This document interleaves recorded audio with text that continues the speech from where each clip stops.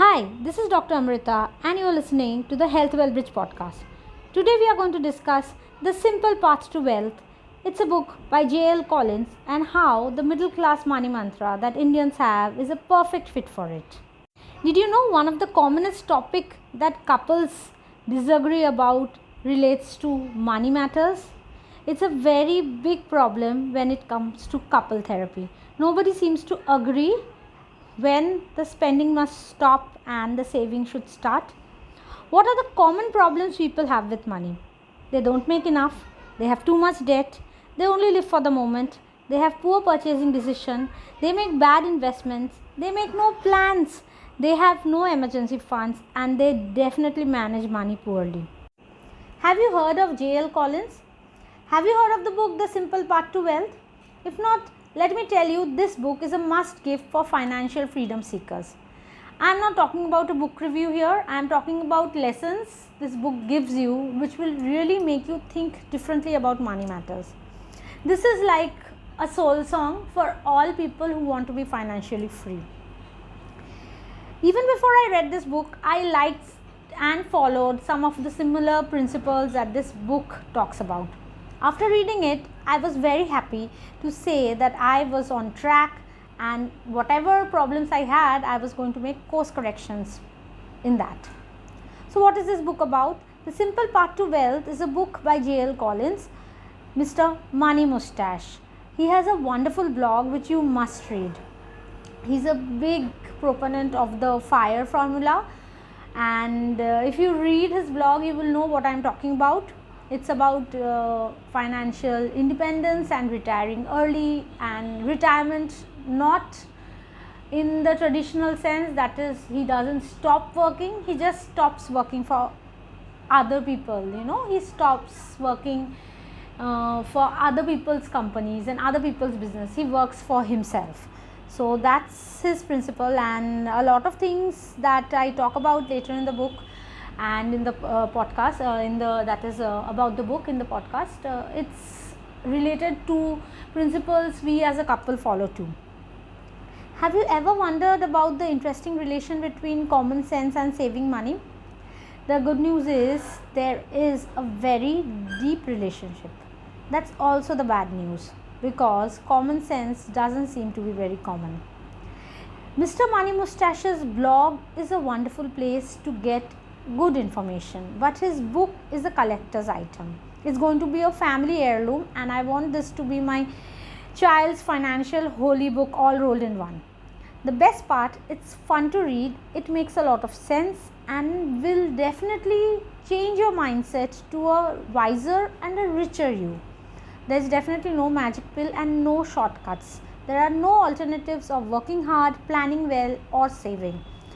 It also gives you a look into being community minded, as it being a good way of building up wealth resources. But it depends on the community you are in. In certain communities, people might not want to be community minded about money and may not want to give back to the community fund. That's going to be a problem then. Thinking about the world, reducing carbon footprint, you can grow happier, healthier, and wealthier. That's the Mr. Money Mustache formula. He talks about pension funds, investment diversification, smart money management. But the book itself has a lot of terminology according to the country he is in. It is not suitable for the Indian tax-paying customer, because we have different taxation items, but the common sense behind it works. The book is written by the author as a series of letters to his daughter, who had once told him that though she knew money was important, she had more things to think about. It is not as important as the greater good, as eradicating poverty, as universal health care. The interesting thing is, all these good stuff that we want to do for the world needs money. Somebody needs to pay the bill. Nothing happens out of thin air. So that got the author thinking. So many young people who grow up in comfortable middle class homes, they lack that fight or flight reaction to poverty, because they have grown up comfortable. They lack the inner wisdom which helps them earn, save, and invest wisely. They feel it's so boring to discuss finances. They are comfortable. But in the book, Mr. Collins, in his light-hearted, humorous tone, breaks those myths. helps create the right mindset shifts and gives you actionable goals to help you plan your financial life with grace and common sense and social responsibility. There are no shortcuts and there are no magic pills again. Work hard, earn, save smart and invest smarter. Stay out of mindless credit card debts and you're set. That's the most important rule. What does the book cover? Talks about debt, how to avoid it, what to do if you have it. I hate debt and actively try to stay away from it. I read about all the ways I can budget and do more with what I have. You have to develop the right money mindset, and this is crucial to building your wealth. If you believe mindset is everything, then this book will help you start remodeling your brain to think about money the right way. He has some interesting investing advice too. He knows that traditional investing advisors can be confusing, opaque, and he gives you marketing tips and to get rid of the clutter of going into the investing hula hoop thing and finding the right kind of funds for you to invest in without giving you a headache. He talks about an important truth of the stock market and how it really works. This is important even if you are a pro at stocks. J.L. Collins breaks down the truth behind the stock market and why you should never try to predict it for anyone else or for yourself. Does the stock market always go up? Do most people make money or lose money investing? The biggest reason for market losses have a lot to do with thinking you are smarter than everyone else and their grandparents. Specific investment to implement these strategies are also outlined in the book. It's interesting to read, but you must extrapolate it according to the country you are living in. He talks about wealth building and wealth preservation, when and how. This will help you plan your financial life better. Make sense of your asset allocations. This is in fact right in line with the NPS 2 default method of asset allocation in India. He talks about all the tax problems and stuff that you can do in America, but you have to take this in context of India. You can check out the website jagoinvestor.com. It is a very good site to give you a good idea about how to use wealth management and asset allocation in India. You have to know about the taxations, pension schemes, insurances, GPF and PPF which work in India. So the tax part especially and the investment part, you have to get some local guidance according to the country you are in. There's a con game and how to avoid becoming prey when it comes to stock market is also given very nicely. You should frame this and keep it. What financial independence looks like and how to have your money support you. This is the reason I started my journey online. You want to earn anywhere and live anywhere. Financial independence and location independence, both are very important. What is the 4% rule and how to use it to safely spend your wealth?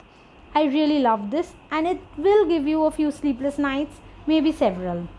What is the truth behind social security? And in India, what are the various schemes which may or may not benefit you?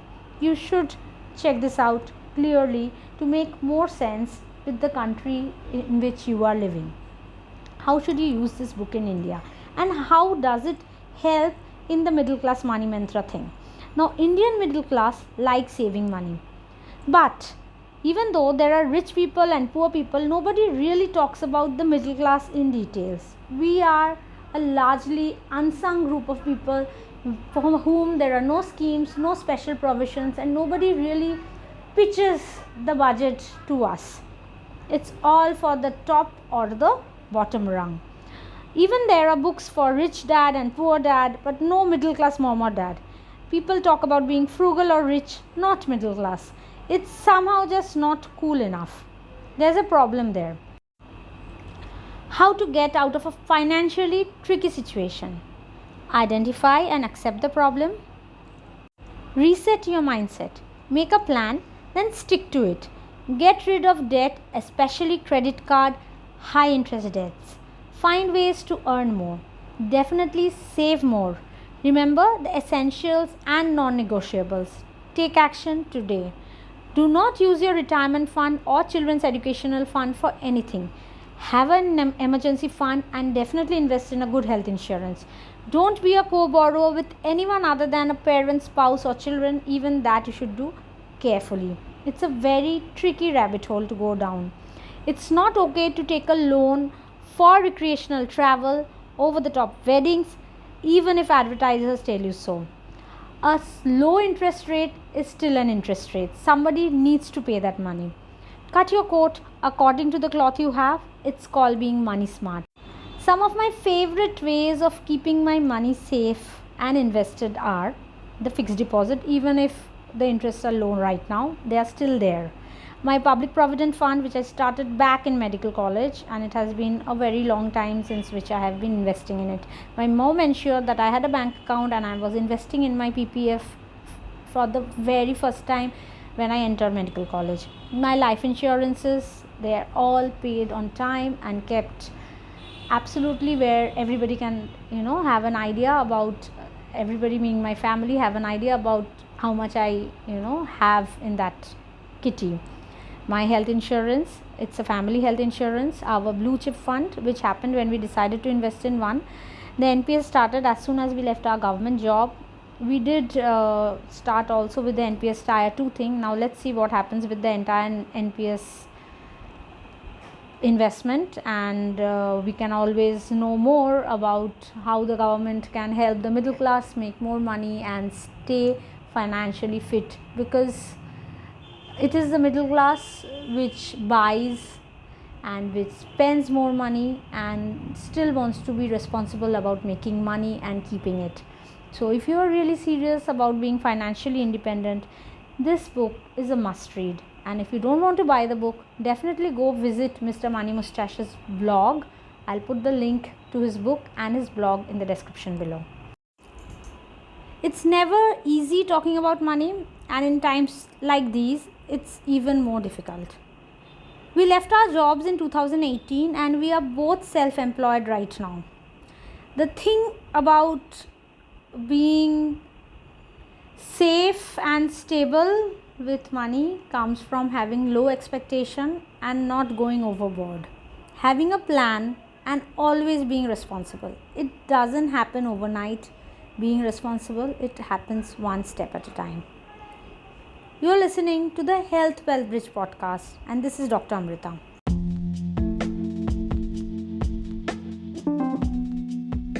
This podcast is brought to you by Health Wealth Bridge, and I'm Dr. Amrita, ENT surgeon based in Kolkata. Thank you so much for listening.